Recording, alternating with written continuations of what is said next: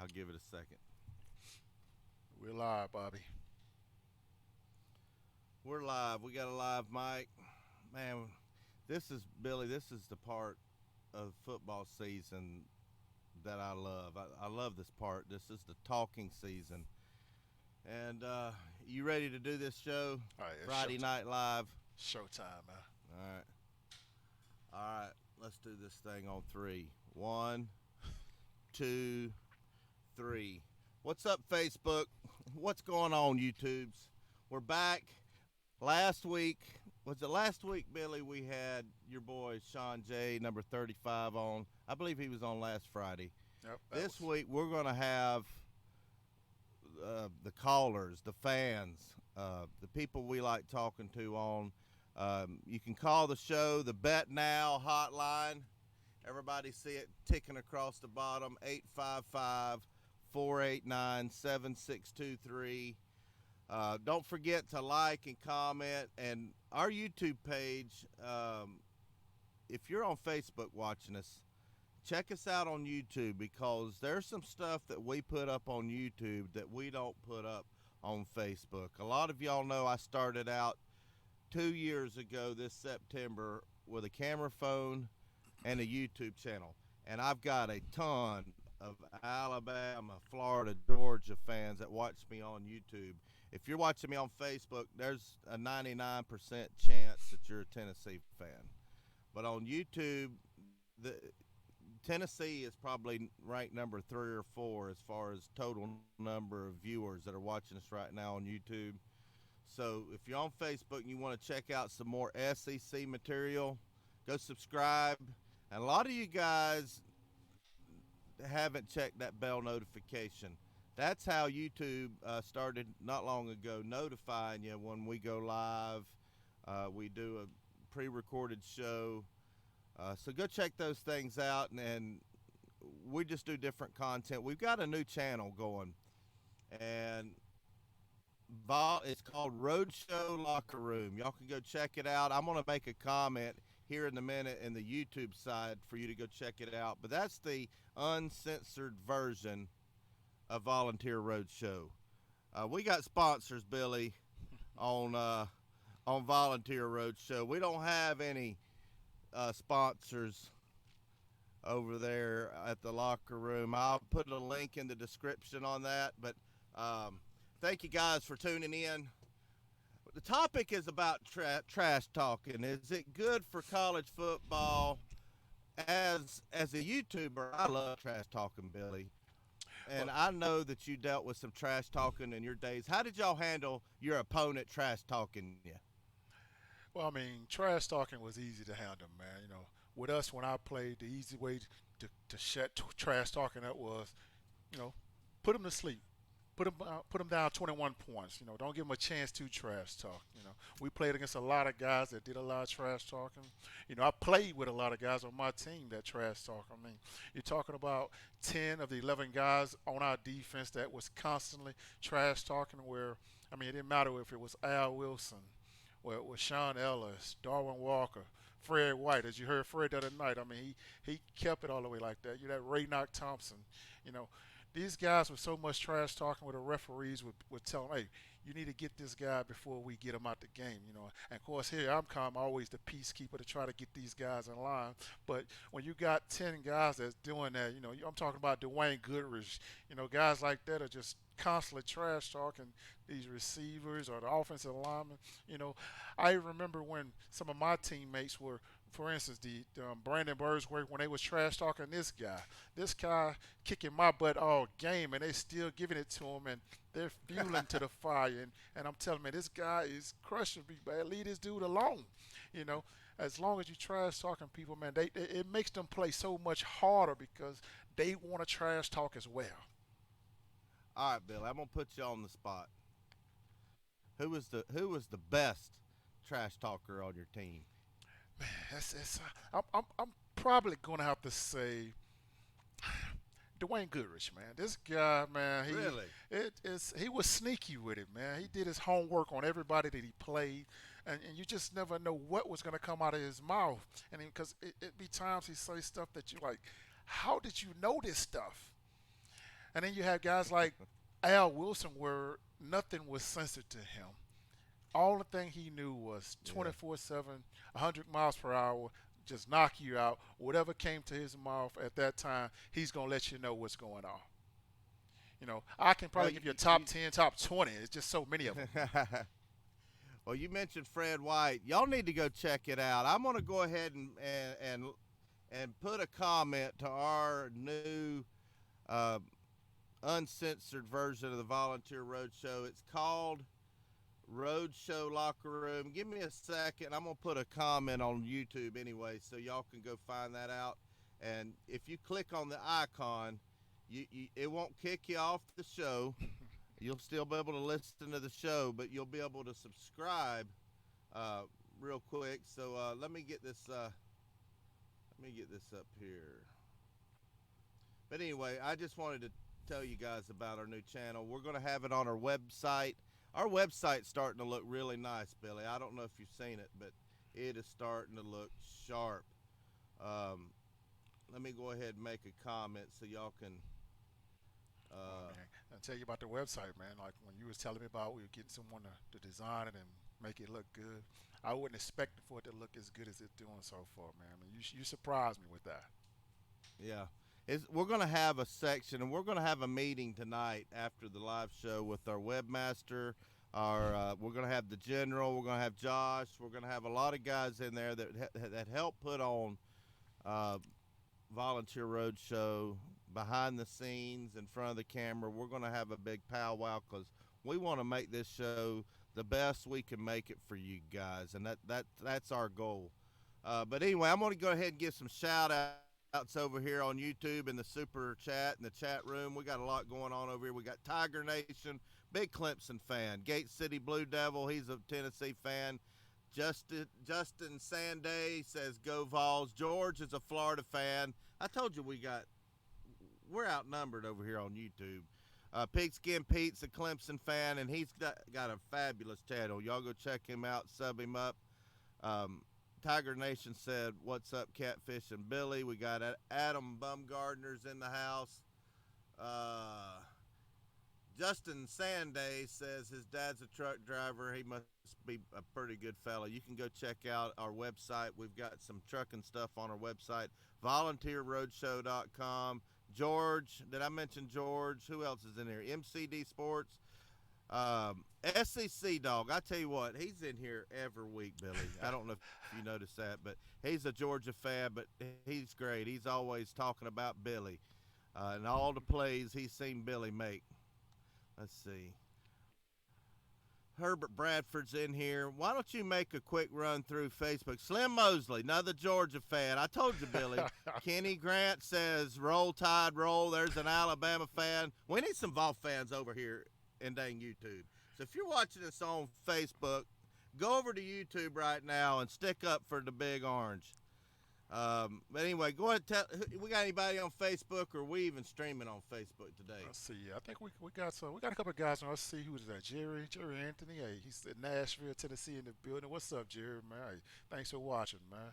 Got my boy Troy Dowdy here. Hey, good people right there, man. How's it doing, Troy? Hey, make sure you guys go over to YouTube, man, and check us out too, man, because we got a lot of guys over there talking trash, man. I need my Vol family over there. Let them know we still in the house. Who's that? I see Humphrey, Dustin here. Hey, go check my YouTube out, man. Get in the house, man. Get in that chat and let these boys know the Vols are still here, man. Yeah, come on. Let's see who we got here. We got somebody calling. Let's see. Hit the talk button. Let me see here. You're on the Bet Now hotline. What you got for Catfish and Billy Ratliff? Hey guys, it's General. How you doing? Hey General, what's up, buddy? Not much. I was talking to Pete earlier today about Tennessee. Just in 2019 in general, there's one game that's specifically been bothering me for a while. It's the BYU game. All right, wait. No. We ain't doing this. Yes. No, we ain't doing this. Last year, you start talking how Missouri was going to beat us. I think you jinxed us on that Missouri game. We ain't. Wait till we lose a couple games before we start downing. BYU, I ain't worried about BYU.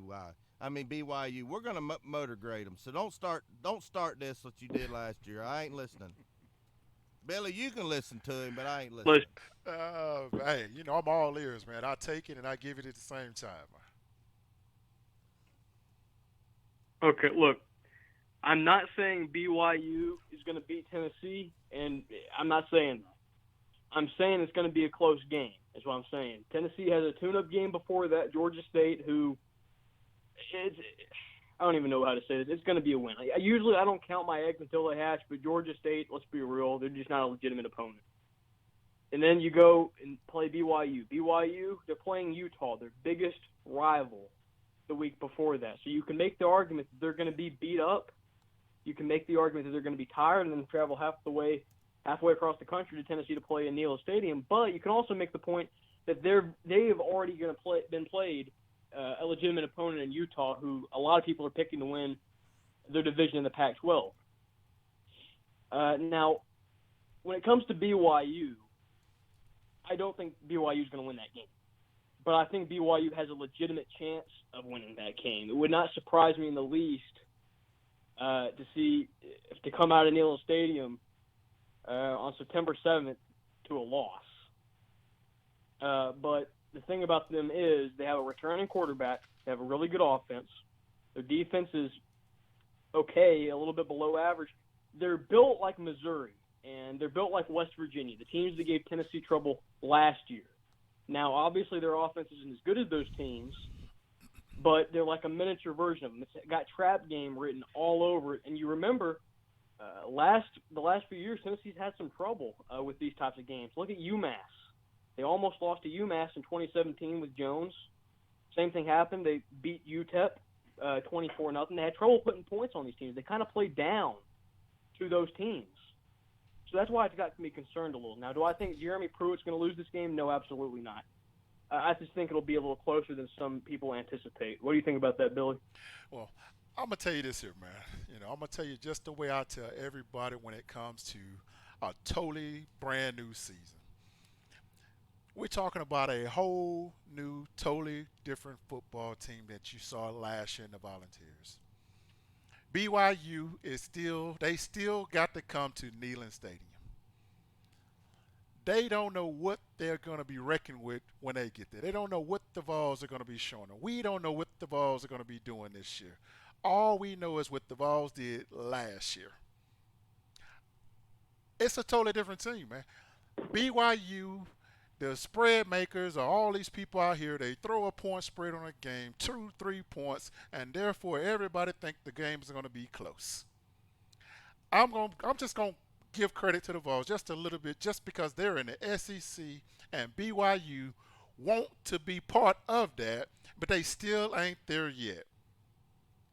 They still got a long way to go. I know we're talking that they have a lot coming back, but we still saying they still don't have the talent to match up with them. I think Tennessee is a lot better than we really give them credit for.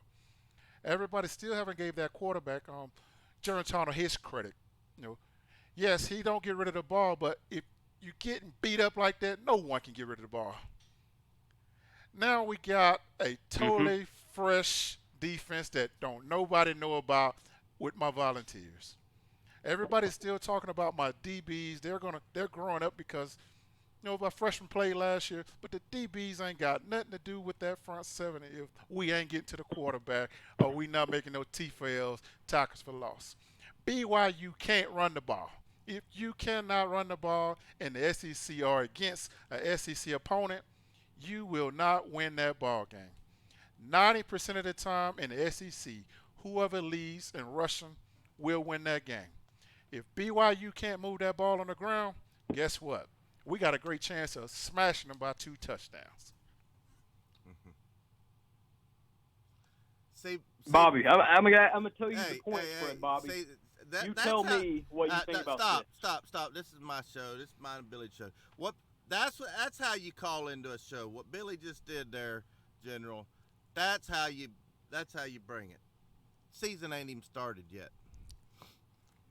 It's close, that's all though. I got to say. I told you, I'm ready, Bobby. Well, I got to give credit to General. Oh. He talked all down about our Vols last year, and he was right most of the time. But I'm not ready to hear any pessimism. It's way too soon. We still got over a month left. I just want excitement from my Vols, because guess what, General? I'm having a little difficulty hearing your voice a little low there, but what was that? I said you need to bring some enthusiasm for the Vols. That's what I said. I'm enthusiastic. I'm predicting 8-4, 7-5. That's a good season. It's not like I'm going to go out here and predict 10-2, because that's not going to happen. Or 9-3. That's a possibility, but it's not going to happen. You saw the article I wrote. I said 9-3 was a possibility, but it's just not going to happen this year. When you look at the schedule, and I say this I've said this for years. Delusional expectations are good ways to get great coaches fired. That's why you got to temper your high expectations. We want a 10-2 season or a 9-3 season more than anybody, but you just don't see them going into Gainesville and beating Florida, or them going into Athens and beating Georgia. You just don't see it right now. Now, right. Am I being a little pessimistic? Yes. Or am I being a little wrong by picking BYU? Yes. But I'm not picking it. I just have a bad feeling about BYU. Well, here let me give you some. When you're calling in the Volunteer Roadshow and you got something that's not 100% positive, start out the call with "We're gonna kick Bama's butt" or something. You give me some positivity, then ease in the reality to me. Don't come right in, how you doing, and right into the negativity. That's all I'm saying. All right. How about this then? We're going to blow out Georgia State by 3 or 4 touchdowns, and then we're going to go into a close game with BYU, come out and win a close game, beat Chattanooga, and go into the Florida game in Gainesville 3-0, ready to beat the Gators. How about that? That sounds good. Well, you're gonna be I'm gonna in let our you get meeting. another call. All right. All right, thank you, buddy. So you got to set these youngins straight, Billy. You can't let them come in here and start talking down, and the season ain't even started yet. But we're gonna go get the 843 area code. I think that's down there in the Tater. That's the Tater Patch, yeah. Let's go see who's in South Carolina. What you got for Catfish and the legendary Billy Ratliff? What's up, fellas? Big Kenty here. How you doing? Hey, buddy. What's going on, man? Yeah, look, I was about to hang up on this call because you guys got some good football conversation going on, and what I have to offer probably doesn't compare to that. I'm getting sentimental over here. I was on my stream, about an hour ago, and I got off the stream, and I started feeling sentimental. I heard you in your opening remarks there say that you started your YouTube channel about 2 years ago, and you have all these different fan bases coming on and showing love, and that was the same way I was feeling after getting off that stream. I'm sitting here looking at the state of YouTube. I'm sitting here thinking, 2 years ago, I didn't give a damn about a Florida fan, a Tennessee fan, an Alabama fan, a South Carolina fan especially. And, I just can't even tell you how elated I am that the season's starting. It's just, I'm looking forward to it so much. You guys are doing a great job. But the general just called in. I had to talk this guy off. What is wrong with Tennessee fans? Why are they so down on their own team? I had to convince this guy that you guys are going to beat BYU. Catfish, what's going on? Why do I have to convince Tennessee fans that they're beating BYU? I've been saying we're going 15-0 for the last 2 years. I don't know. It ain't coming from me that way. Well, So the general, call back in as soon as I get off this phone and come back on and say that you're going to beat BYU by 50 points At to make my day better, please. At least. So how's your Clemson Tigers going to do? Are you worried about my boys meeting up with y'all in the college football playoffs at all? I'm telling you right now, Pigskin. Dabo better have your boys coached up. I'm telling you. I got a feeling. Catfish, I love you, but I stopped smoking weed when I was in high school. And there's not enough weed in this world that can make me believe that Tennessee has a shot at making the playoffs and facing Clemson. We'll see, buddy. We'll see. I think we got a chance. All right. Not a very good chance. Have you ever seen that movie Dumb and Dumber? Was it Jim Carrey, and he said, so we got a chance? Yeah, we got a little bit of a chance. I still think we're 2 years away. What do you think, Billy? 2020, I think we're going to be in. I think we're going to be in 2020. I still think we're about 2 recruiting classes away. Yeah. Still got some work to do, man. But we're still going to talk it up, though, before the season. This is talking season.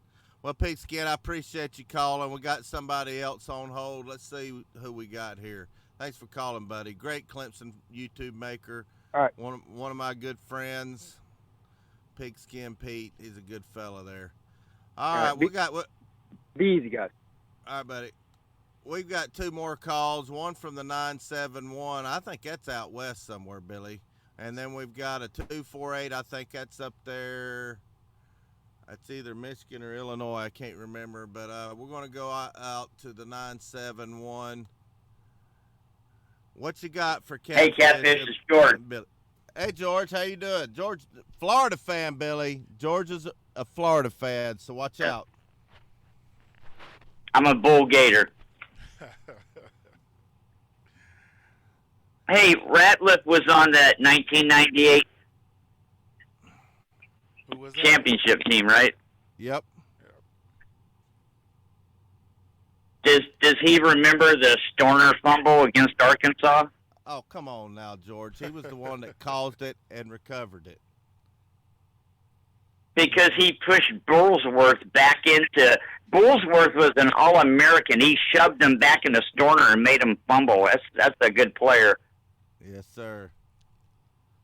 Yes, sir. And the only reason people don't remember him like they should is because he had Henderson sitting behind him, and when he got injured, he didn't get back into the game as quick because he had this All-American behind him. So people don't know, man. I don't even know if Henderson even played any in '98. Did he, Billy? Did he play any in '99 after No. he got hurt? Yeah, I mean, he didn't play really until I got hurt in '99. But he did have a couple of plays in '98. But Right. He didn't get to see the field as much then. Had a lot of more guys in front of him. I think Big John was 3rd string back then. Isn't that amazing? John Henderson was freaking 3rd string. Golly. Hey, Tennessee really needs to get back. I miss you guys. You could take Georgia's place for all I care. Well, we're going to take Alabama's place in 2 more years, ain't we, Billy? Hey, we're working on it, man. Yeah, do that. We are working on it, man. Everybody just forget. Where are you calling from, George? Aren't you out west somewhere? I'm in Oregon. I knew that was a number out west. Well, buddy, how do you think about Dan? Hey, I'm hearing it. Go ahead. Are you hearing an echo? I don't know. Maybe a little bit of one. I can't. All right. It doesn't usually do this. I'm not sure what to do about it. So what else you got? How's Dan Mullen going to do before we go to this next caller? Well, no one's expecting us to go 15-0, so there's no pressure here. Give me a prediction. At least 10-2. Really? Yeah. We might lose to Auburn or Miami or Georgia or LSU. It could happen. There could be a couple losses in there, but hopefully we go 15-0. Oh, man. You're not going 15-0, George. I hate to break it to you. I just can't wait to see these games this year. This just looks like it's really setting up to be a great year, man. I say that every year, don't you, Billy? It's always going to be great matchups when it comes to the SEC, man. There's so many good teams this year, especially out in the West, man. It's loaded over there, and I'm hoping they just kill each other until it's time to play the team in the East. Yeah. All right, Me George, too. we Do me a got favor. Knock off Alabama for me. Beat we're Alabama, please. We're definitely beating Alabama. I promise you that. Thank All you. right, I think we're going up north here in the 248. Let's see who we got here. You're on with Catfish and the legendary Billy Ratliff. What you got? This is Herbert Bradford. That 248. I'm in Michigan, but I'm born and raised in Tennessee. And what I'm calling about is I believe we're going to beat that BYU's butt off. And I think our season will go at least 9-3. And I think we even could be undefeated all the way up to the Alabama game. I do think we're beating Georgia. And a lot of the reason why I think that is because they're going to be beat up against Notre Dame the game before us. That's who they play, is Notre Dame. And Notre Dame's after a reckoning. They're not after revenge. And that's going to be a hard game for Georgia. I think Georgia has got a disappointing season this year because they got a lot of problems. But that's Georgia, not Tennessee. I'm excited about Tennessee this year because I don't know. You can just feel it. You can just feel that that we're going to do good. It's just getting a stronger and stronger feeling that we need to play the game. But Tennessee's not going to put out there exactly what we got. It's all going to be a surprise, and I really think this won't be the turning point year, but I think we're going to have a better year than everybody thinks we are, because the improvement. Look at our coaches. Every coach we have is either won a national title or played on a national championship team. And we got T. Martin to help straighten out JG. We got a brand new offensive coordinator that 3 seconds that JG wants to hold the ball, they'll get that out of him. I really think JG's going to look like Peyton Manning out there this year.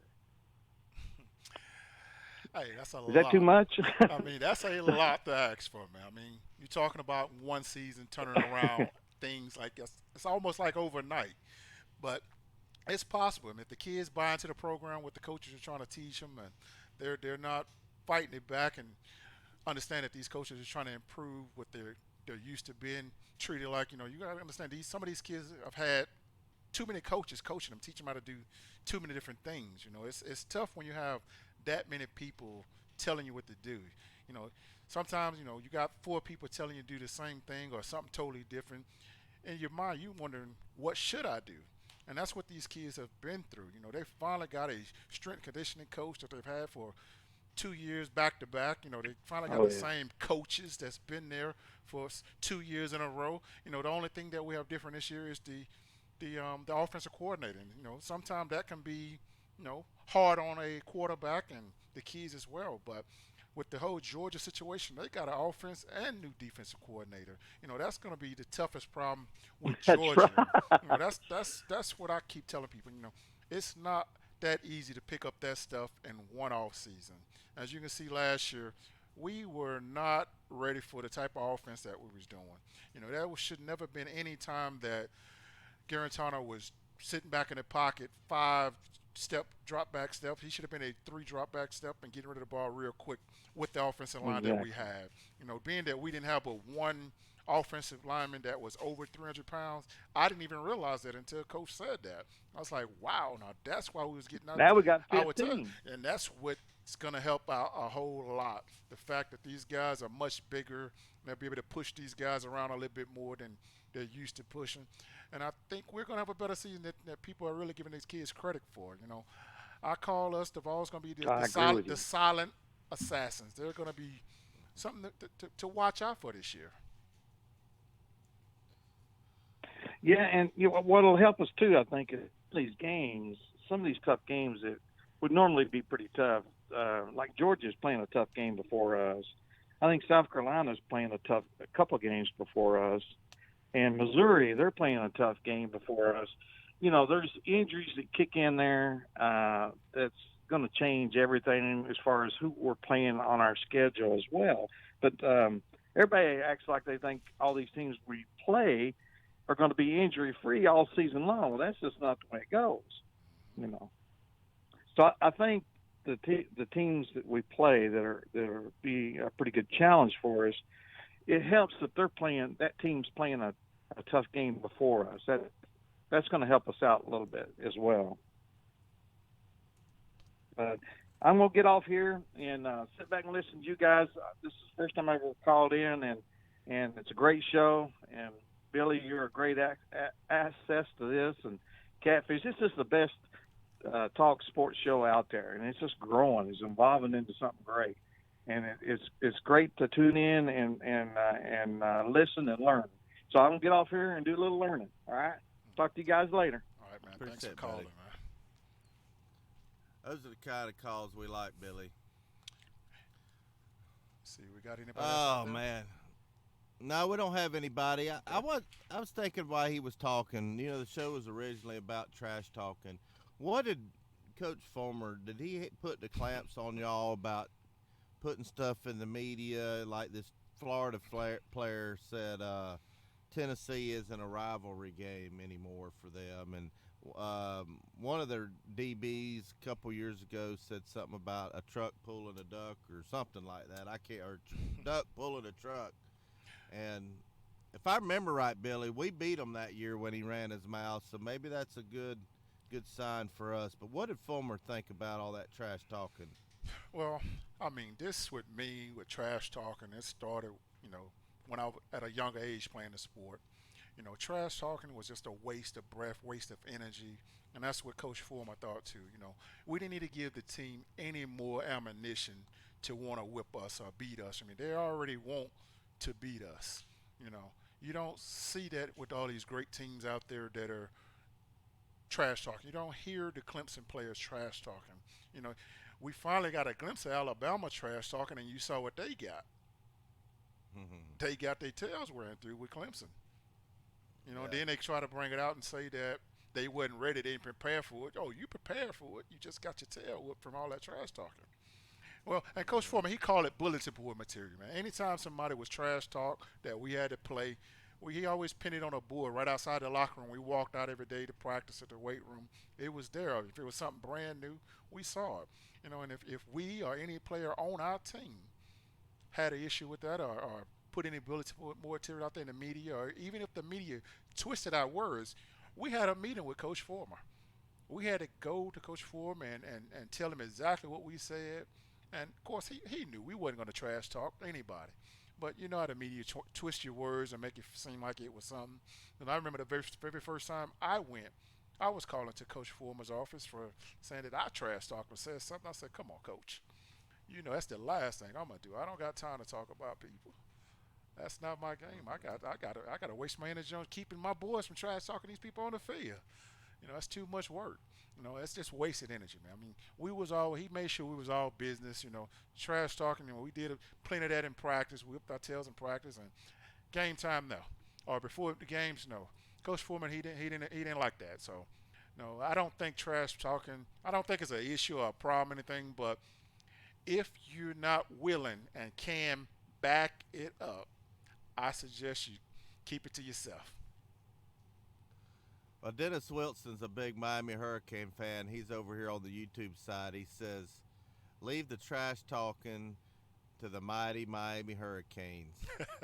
Now, that was the trash talking bunch back in the 80s and 90s, them Hurricanes. But what did Fulmer, I want to know, what do you think, Fulmer, how he felt about Spurrier and his jabs in the media about can't spell citrus without UT and all the many times he's taken jabs at us?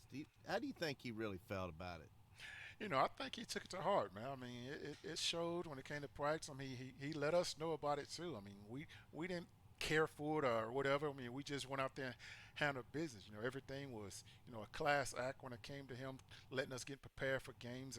And when Spurrier brought up that, it was just something in the back. We didn't even pay it no attention. I'm like, for him to be talking about us, that meant he was worried about us. So That's typically right. when people are talking about you like that, even behind your back or saying things like that, typically they're afraid of you. They know that you have potential to whip their butts. So long as you kept them relevant like that, I mean, it was fine. It was all fun with us. We never even paid it any attention. Was there a moment or a trash talking comment by an opponent that bothered you or the team the most while you played? Is there anything in particular? Let's see. I remember there was one bowl game that we played. Northwestern. We played Northwestern down in the Citrus Bowl. And I remember right before, like, they always had All Americans and stuff coming to high school kids. And then Northwestern went up on the stage and they started talking. And of course, we had a lot of great players on our team, with Peyton, the Leonard and all these guys. And I remember the coaches said something about they were going to lock the gate or something like that. And I don't know what it was. It was just something. And then, of course, it was almost like when he said that, the whole side of Tennessee, just like we got quiet. And it was like we wanted to stand up, walk out, let's go to the field right now. We're going to see who's going to lock this gate. And I remember every practice after that, man, these guys was out there killing each other, offense and defense. It was like a whole game ready to play right then. And, of course, everybody know what happened when we played Northwestern. It was a no contest. And the mighty Pat Fitzgerald was the mighty linebacker that it was supposed to be All-American and all this. Well, he didn't look like an All-American that game because, I was there, Billy. I remember. yes, we opened the gate for them that game. They couldn't keep that gate locked because we flooded the gates. It was no match whatsoever. And that's what I always say, be careful what you wish for. I agree. And we got BVD over here on YouTube. He says I'm a big trash talker. Got an Alabama fan, Kenny Grant. Anybody else that we didn't name? The generals in here. I can't scroll back very far. But anyway, I just commented from our new. I think I commented. Maybe it didn't go through. I just commented from my new channel, Roadshow Locker Room. Go check it out. We had an hour-long interview of Fred White, and I'm gonna tell you something. I'd always heard about that epic speech that Al Wilson made at halftime of the Auburn SEC championship game, but he gave us some details that I don't know that anybody knew about. If they did, they were really connected with the team. That was great. The halftime, man, just the stories that Fred had for us. He can tell some stories. That was great. We got somebody lined up for this weekend, don't we, Billy? We're gonna be able to get an offensive player because y'all had a rivalry, offense defense. He was talking smack about the offense. We got to get somebody on from the offense to defend the offense honor there. Oh, I got plenty in store, man. I'm trying to figure out who's gonna come on first or what. I mean, I'm trying to keep it kosher right now because we got so many of the big names, the big guys that's gonna tell it all, man. I mean, I can't wait to get these guys on this week, man. Yeah, me too.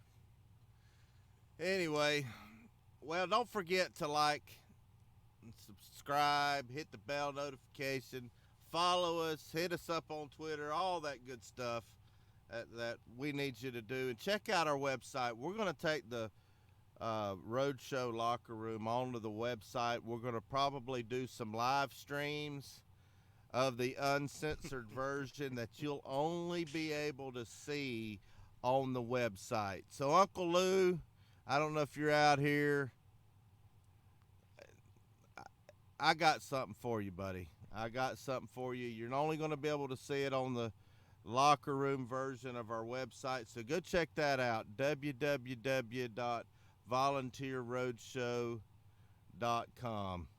Well, we're going to get out of here. We got a meeting with our website guy and the people writing our articles, Josh Griffin, the general. We got Billy's going to be on there, myself, and a few other people going to make this show a lot better. But you got anything to say to all the Vol fans out there, Billy, before we go? Hey, stay true, man. Have fun with it, man. Hey, like I said, stay healthy, man. We got some things coming this week with the health stuff, man. And I want you guys to stay tuned because we're going to have fun with this all year long. Yep, we sure are. And don't forget, if you use the link for the Bet Now link or go onto the website, you get a 50% bonus, and you'll also help out the fight against the cure for leukemia while you're doing it. We're going to have a Bet Now contest with other YouTubers. Pigskin Pete's going to be on it. We've got several YouTubers that are going to be in a wagering contest where a big donation goes to fight against leukemia. And Sam Strong, hashtag Sam Strong. Sam's doing great. So, guys, we're going to get on out of here.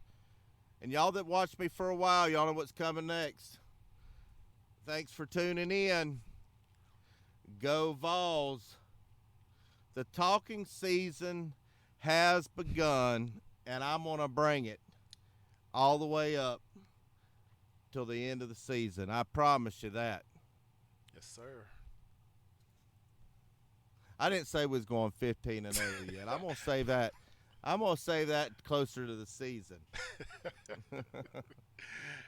They already know, man. You don't have to say it anymore. It's already embedded in their head, so they understand we're going 15-0, Bobby. Oh, yeah, we're going 15-0. All right, well, let's get on out of here and get to that meeting. All right, let's get on out, man.